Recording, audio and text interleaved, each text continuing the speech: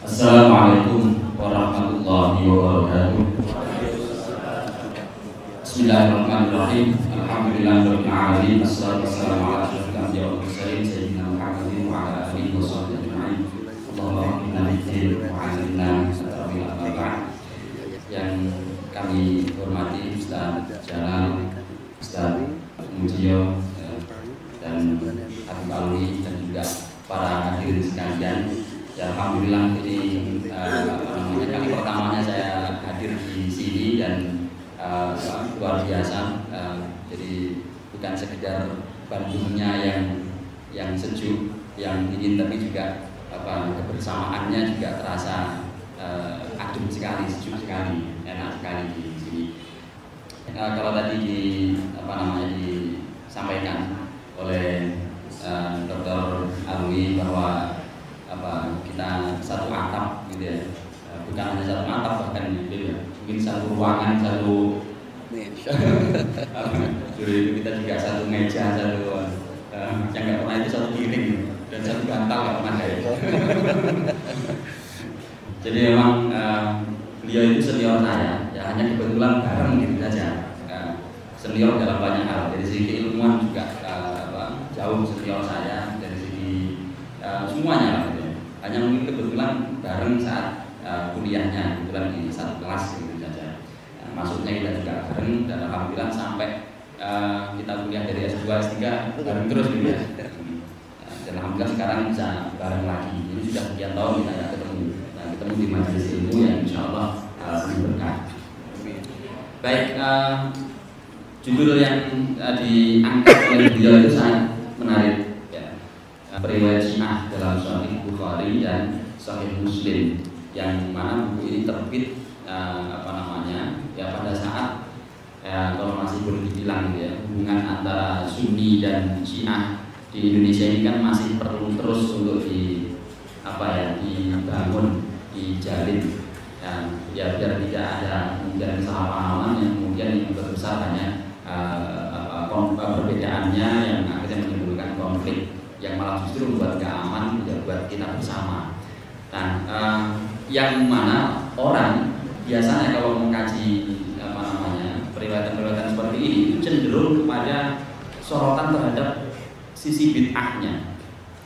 Makanya banyak buku yang kemudian dalam penelitian hadis, terutama yang fokus pada ilmu rijal hadis, itu seringkali yang diangkat adalah diksi yang diangkat itu lebih pada ahlul bid'ah atau al-mubtadi'ah, atau paling tidak kalau kajiannya ilmu dirayah yang fokusnya lebih kepada materi hadisnya misalnya, itu biasanya yang dipakai ya al-bid'ah. Dan ini dulu yang menginspirasi saya.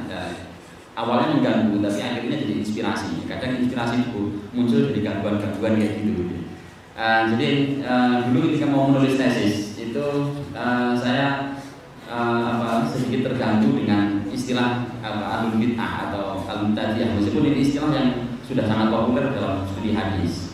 Bukan hanya dalam studi hadis sebenarnya, tapi juga dalam keberagamaan kita di Indonesia belakangan ini. Kita paling sering mendengar istilah bid'ah gitu ya. Nah itu yang kemudian menjadi trigger buat kami untuk menulis tesis saat itu. Akhirnya saya fokus pada penelitian tentang khawarij ya, periwayat khawarij yang ada dalam literatur hadis Sunni. Nah saat itu emang pilih khawarij ya, jadi karena memang tampaknya ini yang belum banyak dibahas. Meskipun khawarij saat itu namanya sudah nggak ada, tapi neo khawarij saat itu sudah mulai muncul, sudah mulai ramai di Indonesia, sudah mulai menjamur gitu ya. Sudah ada di mana-mana neo khawarijnya. Khawarijnya mungkin sudah tidak ada, tapi neo khawarijnya mulai muncul dan mulai ada. Nah ini akhirnya kemudian kita ingin lihat seperti apa sih para ulama hadis yang sering menjadi panutan kita bersama dalam hal tasyrik, dalam hal yang prinsip sekali dalam menentukan ajaran agama, dalam menentukan hukum keagamaan. Bagaimana sikap mereka dalam menyikapi perbedaan yang dinilai prinsip. Mengingat kalau sudah disebut istilah bid'ah, itu biasanya perbedaannya bukan perbedaan yang sifatnya furu'. Pasti perbedaannya adalah hal-hal yang sifatnya prinsip. atau lebih tepatnya perbedaan yang sifatnya akidah. Makanya Ibnu Taimiyah ketika mendefinisikan bid'ah, nah itu definisi yang beliau tampilkan adalah bahwa orang yang bid'ah itu orang yang sudah keluar dari ajaran agama yang sahihah, keluar dari ajaran agama yang sahih. Jadi bukan lagi keluar dari fatwa-fatwa, bukan lagi keluar dari pendapat-pendapat ulama atau keluar dari pendapat-pendapat fikih, tapi sudah kategori keluar dari ajaran agama yang benar. Nah itu. Jadi alladzina yakhrujuna min ta'alimil Islam, min ta'alimid din, min ta'alimil Islam as-shahihah, yaitu orang-orang yang sudah keluar dari ajaran agama yang dinilai sahih. Nah maka seringkali istilah bid'ah itu kemudian diidentikan paling tidak minimalnya adalah dengan fasik. Maka ada istilah nanti ada dua kategori, ada kategori bid'ah yang fasiqah, ada bid'ah yang mukaffirah, yang menyebabkan seseorang itu menjadi kafir. Ada yang menyebabkan seseorang itu tidak sampai kafir tapi hanya sebatas fasik. Tapi menariknya adalah ketika itu disebut sebagai ahlul bid'ah, yang mana minimalnya adalah kefasikan implikasinya. Menariknya adalah riwayatnya kok diterima. Padahal kan idealnya, kalau kita pakai ideal, riwayatnya orang fasik, beritanya orang fasik itu bukan dalam hal agama, bukan dalam hal hadis, dalam hal broadcast saja. Itu kalau orang fasik kan umumnya gak diterima. Inja akum fasikun binaba'in fatabayyanu, minimal kita kan cross check dulu.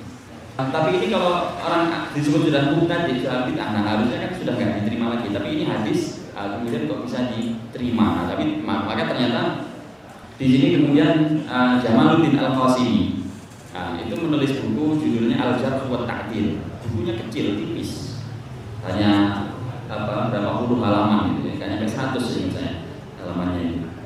Yang judulnya Al-Jarh wa Ta'dil. Salah satu sorotan utama yang pertama kali disorot oleh beliau dalam kritiknya terhadap jarh wa ta'dil itu adalah masalah bid'ah. Dan dia tidak setuju dengan ungkapan penggunaan istilah bid'ah. Yang akhirnya beliau menawarkan orang-orang yang disebut sebagai ahlul bid'ah dalam tradisi jarh wa ta'dil itu lebih tepatnya dinamakan dengan al-mubadda'un, yaitu orang-orang yang dicap sebagai ahlul bid'ah, atau biasanya kalau dalam tradisi jarh wa ta'dil biasa disebut dengan rumiyah bil bid'ah gitu ya, atau rumiyah bil tasyayyuh, rumiyah bil syiah, rumiyah bil qadar, rumiyah bil nasibah, rumiyah bil gitu. Jadi dia dituduh atau dicap, dianggap, diduga. Nah, sebatas itu lebih objektif. Itu yang ditawarkan oleh Al-Qasimi. Oke, Al-Qasimi masih menganggap bahwa kajian tentang bid'ah dalam konteks adalatul rawi, ya, keadilan periwayat ketika meriwayatkan hadis itu masih tetap relevan, masih tetap penting. Tetapi penyebutannya ini harus dibuat yang objektif. Yaitu maka beliau menawarkan al-mubadda'un. Padahal Jamaluddin Al-Qasimi ini adalah tokoh, kalau bisa kita sebut, pengagum Ibnu Taimiyah. Jadi para pengagumnya Ibnu Taimiyah itu juga bermacam-macam. Dan termasuk Al-Qasimi ini kemudian tidak sepakat dengan penggunaan istilah bid'ah atau mubtadi'ah atau ahlul bid'ah itu, terutama dalam konteks jarh wa ta'dil. Nah, kenapa? Karena istilah bid'ah itu sudah istilah atau ahlul bid'ah atau mubtadi' itu sudah menjadi istilah yang peyoratif, yang kemudian sudah mengecap duluan kejelekan seseorang, aspek kejelekannya. Karena yang terbesit dalam benak orang-orang saat itu ketika disebut mubtadi' itu berarti ini orang sudah menyimpang dari ajaran, pikirannya sudah perlu diwaspadai. Nah, kira-kira begitu. Nah, atau akidahnya sudah menyimpang. Nah, ini yang ada di sini. Maka istilah bid'ah saat itu ibaratnya kalau kita belakangan ini mungkin kita punya istilah-istilah yang di sini itu dipakai untuk ngecap seseorang itu sebagai orang yang nggak layak untuk kita nggak layak untuk dihormati lah gitu ya. Misalnya kita mendengar misalnya istilah ada orang yang bisa dicap sebagai komunis, sebagai PKI gitu. Istilah itu kan istilah yang sering untuk mematikan karakter seseorang. Bahwa apakah orang ini betul-betul PKI, betul-betul komunis, ini kan perlu dikaji ulang. Dan kalau iya, apakah kemudian ideologi komunisnya itu kemudian menyebabkan seluruh pendapatnya itu jadi nggak harus didengar, seluruh riwayat ucapannya menjadi tidak harus didengar. Nah ini yang kemudian membuat keresahan dari Al-Qasimi. Seandainya begitu cara berpikirnya, kata Al-Qasimi, maka sudah pasti tidak ada orang perawi hadis ya, tidak ada perawi hadis itu yang bebas dari jarah yang menyebabkan tertolaknya riwayat. Kenapa? Karena pada prinsipnya tidak ada orang yang tidak diklaim sebagai ahlul bid'ah. Jadi dia meskipun dia misalnya saya di dalam komunitas saya tidak akan dicap sebagai ahlul bid'ah, tapi oleh kelompok lain boleh jadi saya akan dicap sebagai ahlul bid'ah. Kenapa? Karena secara prinsip akidah yang saya yakini boleh jadi tidak sesuai dengan keyakinan mereka. Atau karena hadir di sini. Kalau itu biasa ungkapannya bukan bid'ah, fi apa ya, fi tasyayyu atau musyrik gitu. Mutasyayyi atau apa gitu. Ya. Misalnya kayak gitu ya. Dalam konteks pengalaman kami, misalnya saya tumbuh besar di tradisi NU yang secara akidah menganut mazhab Asy'ariyah gitu ya. Dan ini kan pasti oleh kelompok-kelompok yang tidak setuju dengan mazhab Asy'ariyah. Asy'ariyah itu sudah pasti disebut sebagai bid'ah. Sama-sama ahlu sunnah misalnya. Orang NU juga meyakini dirinya sebagai ahlu sunnah wal jamaah. Teman-teman Salafi itu juga mengklaim dirinya sebagai ahlu sunnah. Tapi dengan Asy'ariyah ini kan menyebutnya sebagai ahlu bid'ah. Dan kita juga begitu di internal NU sendiri boleh jadi ketika menilai orang-orang yang tidak sepemikiran juga begitu. Nah maka istilah-istilah ini bukan lagi istilah ilmiah, bukan lagi istilah akademis. Nah yang kemudian patut untuk diluruskan. Nah, Al-Qasimi sayangnya terlambat ya, karena ilmu jarh wa ta'dil sudah mapan, sudah ibaratnya sudah selesai. Nah beliau baru lahir, baru datang, kemudian membawa satu kritikan yang menawarkan konsep baru. Tapi setidaknya itu penting tetap untuk kita dalam rangka memandang bagaimana para perawi. Nah kemudian di sini disertasi Pak Alwi ini sebenarnya kalau mau dikembangkan itu bisa dalam rangka mengukuhkan itu, membangun kembali kaidah-kaidah jarh wa ta'dil khususnya berkaitan dengan adalatul rawi, lebih spesifiknya lagi dalam konteks yang masalah bid'ah. Mengingat dalam jarh wa ta'dil isu utamanya itu kan kedobitan dan adalah isu utamanya. Nah, jadi kedobitan terkait dengan kompetensi dalam hal periwayatan, hubungannya dengan bagaimana dia mendapatkan hadis itu, kemudian menghafalnya sampai kemudian menyampaikannya, bagaimana itu diproses, diingat, kemudian disampaikan kembali seperti yang di saat dia mendengar. Nah kemudian isu yang juga nggak kalah penting dan ini isu yang paling utama dalam jarh wa ta'dil itu adalah isu adalah yang mana mencakup banyak hal mengenai keberagamaan seorang perawi, Islamnya seperti apa, kemudian dari segi ketaatannya terhadap ajaran agama itu seperti apa, dia termasuk fasik atau tidak. Nah termasuk poin penting yang disorot di situ adalah masalah tadi kebid'ahannya. Atau masalah bid'ah itu berarti kaitannya dengan lebih pada pemikiran mungkin, atau keyakinan dan pemikiran, ideologinya itu seperti apa. Nah itu menjadi sorotan utama dalam kajian adalatul rawi. Nah adalatul rawi. Dan kemudian yang paling utama lagi itu adalah isu kejujuran atau standar kejujuran. Kejujuran ini yang nggak bisa ditawar memang.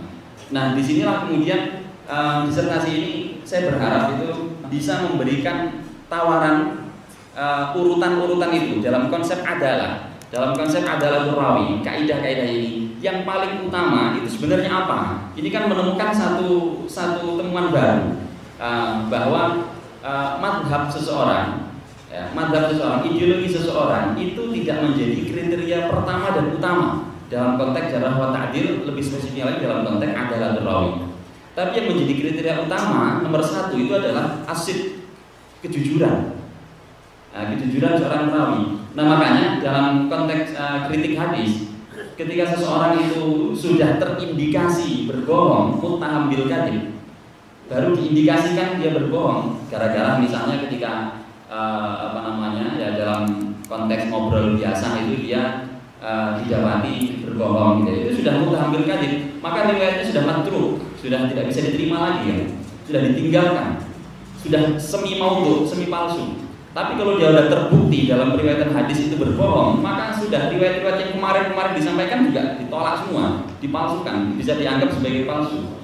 Sudah makdzub, sudah dinyatakan sebagai palsu. Maka kadang ada hadis yang dinilai palsu oleh sebagian ulama secara matan itu ternyata ditemukan dalam kitab-kitab sahih. Karena memang ya ini ada rawi yang terbukti saat melakukan praktik periwayatan itu berbohong, yang akhirnya matan yang seharusnya sahih disampaikan oleh orang yang punya pengalaman berbohong saat meriwayatkan hadis itu menjadi tertolak dengan jalurnya dia. Nah, maka hadisnya bisa menjadi maudhu dalam konteks nisbatnya kepada Rasulullah jika melalui jalur orang yang pernah berbohongi. Nah, bahkan Imam Asy'uti sendiri juga menyatakan at-ta'ib minal kadhib kat-ta'ib minas zina. Orang yang bertobat dari berbohong itu sama dengan orang yang bertobat dari perzinahan. Artinya apa? Orang yang berzina itu kalau tobat Allah menerima tobatnya, tapi urusan mengembalikan kehormatannya nggak bisa, mengembalikan prestisnya nggak bisa, mengembalikan kehormatannya itu sudah nggak bisa lagi, karena sudah dirusak oleh dirinya sendiri dengan perzinahan. Nah, orang yang berbohong juga begitu. Kalau dia bertobat, maka urusan dengan Allah selesai. Tapi urusan dengan para periwayat hadis, urusan dengan para ulama jarh wa ta'dil tidak selesai. Kenapa? Karena ya tadi kehormatannya dalam konteks periwayatan sudah tercoreng, sudah diblacklist. Nah, itu yang kemudian urusan kejujuran itu adalah menjadi urusan nomor satu. Nah, tentunya setelah Islam ya, setelah keislaman. Nah, karena dalam konteks ini orang yang jujur sekalipun kalau tidak Islam nyatanya dalam tradisi jarh wa ta'dil manapun itu juga tidak bisa diterima. Ya. Nah, kemudian setidaknya itu saya berharap muncul kaidah-kaidah seperti itu. Nah, sehingga kita kalau membaca kaidah itu akan mudah untuk menyikapi riwayat-riwayat yang disebut sebagai ahlul bid'ah tadi itu. Bahwa kemudian ketika mendapati ada rawi yang disebut Syi'i atau Rafidhi, maka kita akan melihat kejujurannya seperti apa. Diuji kejujuran, meskipun menguji kejujuran itu juga bukan hal yang mudah tentunya. Tapi setidaknya para ulama dahulu juga ada perangkat tentunya untuk menguji kejujuran itu. Baik, itu yang pertama, sehingga terkait dengan bid'ah sendiri dalam konteks periwayatan hadis, di mana salah satu yang sering disebut-sebut bid'ah itu adalah Syiah dalam konteks periwayatan hadis itu. Nah, maka kemudian kalau menggunakan cara pandangnya Al-Qasimi tadi itu, kita akan bisa sedikit mengurangi ketegangan itu. Nah, bahwa ketika ada perawi-perawi yang berbeda ideologi, berbeda mazhab, maka ini tidak perlu kemudian kita langsung ambil jarak untuk ini waspada kita kepada corona hari ini. Gak berani saliman, gak berani itu. Sampai ini orang Rafidhah ini. Nah, karena sebagian di antara kita masih ada yang begitu. Ketika misalnya Anda orang orang ini, sudah saya nggak mau lagi berteman dengan Anda, saya nggak mau lagi ngobrol dengan Anda, saya nggak mau lagi belajar dengan Anda. Itu ada seperti itu. Dan Imam Al-Bukhari sendiri juga menjadi korban itu. Imam Bukhari yang disebut sebagai tadi Pak Ali menyatakan ini yang sangat objektif gitu ya dalam konteks riwayatan hadis, itu juga menjadi korban seperti ini. Ketika terjadi mihnah khalqul Quran, masalah khalqul Quran, ya itu beliau menjawabnya kan dengan jawaban yang diplomatis. Ketika ditanya apakah Quran itu makhluk, jawaban beliau kan diplomatis, ya, bahwa Al-Quran itu kalamullah, tapi lafzuna bil Quran makhluk. Yang ada di mushaf, mushaf itu makhluk, tulisan Al-Quran makhluk. Dan hanya karena ucapan ini kemudian gurunya beliau, Imam Az-Zuhli, itu sampai kemudian mengusir beliau dan memerintahkan murid-muridnya untuk mewaspadai, wanti-wanti, sudah nggak usah lagi dengar ini. Tapi Imam Muslim diam-diam kagum pada Imam Bukhari, malah justru kemudian ngikutin Imam Bukhari dan banyak belajar dari Imam Bukhari, meriwayatkan hadis dari Imam Bukhari. Nah, tapi meski begitu Imam Bukhari tidak membenci Imam Az-Zuhli. Beliau tetap meriwayatkan hadis-hadisnya Az-Zuhli. Hanya saja ketika menyampaikan hadis Az-Zuhli, beliau samarkan namanya. Jadi yang awalnya populernya itu Az-Zuhli, ya ini disebut hanya apa misalnya Muhammad gitu. Nah, Muhammad itu siapa? Nah, ada Muhammad Abdul, ada Muhammad yang lain gitu. Jadi hanya disamakan identitasnya, tapi tidak kemudian dihilangkan gitu. Kenapa? Kalau dimunculkan ini bisa menjadi problematis lagi. Nah, kalau dimunculkan apa identitas yang aslinya. Nah, ini adalah bahwa dalam konteks riwayat hadis itu juga dinamikanya kayak begitu di antara ulama ini. Nah, kemudian dari disertasi ini saya juga akhirnya berpikir kayak gini.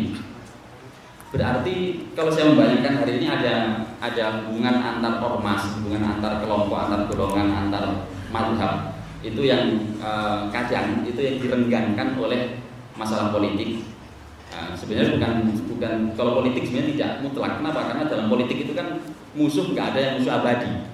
Kita bisa menjadi apa namanya kawan saat besok sedang menjadi lawan lagi. Tapi teologi politik. Jadi politik yang sudah dicampur dengan teologi. Nah, itu yang kemudian membuat hubungan antar madhab itu menjadi renggang. Nah, dengan istilah tadi itu, dengan istilah klaim-klaim mubtadi, ahlul bid'ah dan sejenisnya tadi itu. Nah, para ulama hadis itu posisinya di mana? Nah, posisinya kalau kita lihat ulama periwayat hadis ini posisinya ada di posisi akademisi. Ada di posisi sebagai para akademisi. Nah, akademisi itu misalnya kayak kita belajar di perguruan tinggi. Nah, kita belajar di perguruan tinggi itu kan boleh jadi guru kita, dosen kita berbeda pandangan dengan madhab dengan kita biasa. Dan itu beda ketika kita belajar di pesantren. Kalau pesantren kan gurunya begini, muridnya ya harus begitu, harus sama dengan mendekati guru. Tapi kalau di perguruan tinggi kan tidak, kita terbiasa dengan keberagaman dan kita sangat biasa berdialog, berdiskusi dan akhirnya saling menerima satu sama lain, saling sharing, tukar informasi, tukar riwayat. Nah, ini yang saya bayangkan ketika selesai membaca disertasi ini. Sehingga posisi mereka adalah bagaimana caranya agar dalam konteks riwayatan hadis ya layaknya seorang akademisi itu tidak menjadikan madhab sebagai ukuran diterima atau ditolaknya sebuah riwayat. Yang terakhir, nah ini yang menarik tadi yang disebutkan oleh beliau tadi terkait dengan seorang sahabat. Ini meskipun tadi dibilang nggak ada sahabat yang dimasukkan, nyatanya ada satu dari dia, Abu Tufail. Oh, tiga sebenarnya ya. Ada Abu Tufail, Amir bin Wathilah. Nah, meskipun ini disebut ada yang mengatakan sebagai min sighari sahabat karena ya termasuk sahabat, tapi bukan berarti orang-orang yang lahirnya di Madinah, berada di Madinah kemudian semuanya menjadi sighar. Kalau dia intensif sekali belajar dengan Nabi, kemudian ini bisa dikatakan sebagai kibar juga. Nah, kemudian beliau juga sebagai orang yang paling akhir meninggalnya. Nah, banyak yang kemudian mengklaim di sini sebagai Syiah, bahkan menariknya itu sampai klaimnya yufrid fit tasyayyu' gitu ya. Nah, kalau yang Syi'atu Ali tadi yang saya bahas Zahabi ya bilang Syi'atu Ali. Karena min Syi'atil Imam Ali. Nah, ini masih biasa gitu ya. Artinya masih biasa. Oh, ini dari pendukungnya Sayyidina Ali. Itu masih biasa. Tapi ketika sudah sampai ke penilaiannya Ibnu Akhram, nah itu yufrid fit tasyayyu'. Nah, itu kan sudah menarik lagi. Nah, menarik lagi Ibnu Qutaibah sampai memasukkan dalam ensiklopedi Asmaul Ghaliyah minar Rafidhah. Rafidhah yang gulak tadi itu, yang ekstrim. Nah, itu dimasukkan ke situ. Nah, cuman analisisnya Pak Alwi di sini kurang panjang nih. Iya, sayangnya itu kurang panjang gitu. Kenapa? Oh gitu. Gak mau ketahuan. Kenapa harus takut ketahuan? Kata beliau di sini kalau memang itu berarti ada istilah udul di sini sudah memiliki kadaluarsa yang dapat menjadi acan tentang pilih gitu. Nah, malah justru di sini menjadi peluang untuk merekonstruksi konsep adalah tadi. Bagaimana kemudian konsep adalah itu bisa dirumuskan kembali dan khususnya ketika bersinggungan dengan madhab. Nah, itu yang menarik. Nah, yang masih saya sayangkan lagi di sini itu apa? Saya itu masih penasaran. Ini kan semua rijal yang ada di sini itu selalu ada pada literatur Syiah, gitu ya. Dikonfirmasi ke literatur Syiah ini yang mungkin saya nggak temukan. Saya sendiri ketika menulis tesis pengen begini tuh nggak mampu. Kenapa? Karena literatur Khawarij habis nggak ada. Jadi untuk mengkonfirmasi bahwa ini betul Khawarij atau tidak itu nggak bisa. Kenapa? Ini kan sangat jelas sekali bahwa misalnya ketika seseorang ini diklaim sebagai Syiah oleh para ulama ahli hadis Sunni, nah kemudian dikonfirmasi ke literatur Syiah, nah ternyata semuanya terkonfirmasi sebagai orang-orang yang Syiah, dan nyatanya riwayatnya bukan sekedar 1-2, begitu ya? Riwayatnya bukan sekedar 1-2, dan kalau ditotal di sini itu jumlahnya bisa mencapai ribuan. Nah, jumlahnya bisa, itu baru di 2 kitab. Saya berharap di sini itu muncul tadi rekonstruksi kaidah jarh wa ta'dil khususnya berkaitan dengan adalah yang bersinggungan dengan masalah mazhab tadi khususnya. Bahkan sampai di level sahabat sehingga bisa merekonstruksi bagaimana kemudian mendudukkan masalah adagium ya atau sudah kategori suatu kaidah dalam tradisi jarh wa ta'dilnya Sunni gitu, as-sahabah kulluhum udul gitu. Nah itu bagaimana kemudian didudukkan kalau kemudian beberapa sahabat yang ada di sini aja minimal, kalau bisa ditambah lain juga nggak apa-apa. Nah itu mantap. Bisa dianalisis lebih. Kok bisa ya? Nah itu saya kira yang penting untuk dicatat barangkali kalau karena yang tadi kan disebut sebagai untuk desiminasi karya ini. Nah, saya kira bisa didiseminasikan ke arah sana dalam rangka rekonstruksi kaidah jarh wa ta'dil. Baik, itu saja dari saya. Terima kasih.